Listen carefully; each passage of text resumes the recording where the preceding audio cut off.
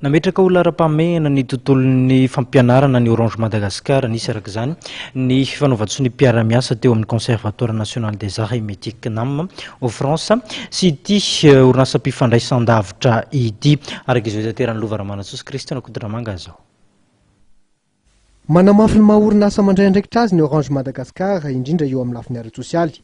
Ao anatin'izay indrindra dia nametraka ho lara-pahamehana ny fampiroboroboana ny sehatry ny fampianarana ity orinasa ity tamin'ny alalan'ny fifanaraha-mpiara-miasa amin'ny Conservatoire National des Arts et Métiers na CNAM ao France.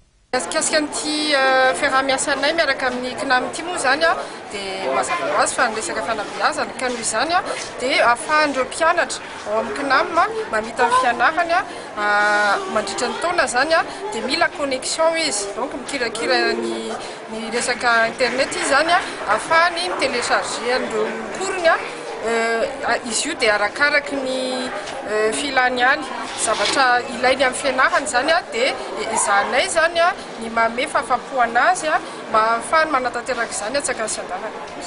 Nisy nietsika fampahafantarinareo mpianatra ao amin'ny kilasy famaranana ao anivon'ny Alliance Française ao Antsabe ny mikasika ny fidirana mianatra ao amin'ny CNAM.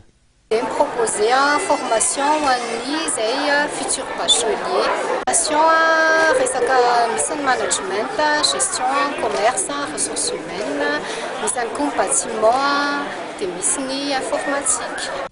Ny Orange Madagascar dia nitondra ny anjara birikiny amin'ny fanamorana ny fandratoana fianarana ao amin'ny CNAM ho an'ireo mpianatra eto Madagasikara amin'ny alalan'ny famatsiana, teknolojia mpifandraisana sy internet.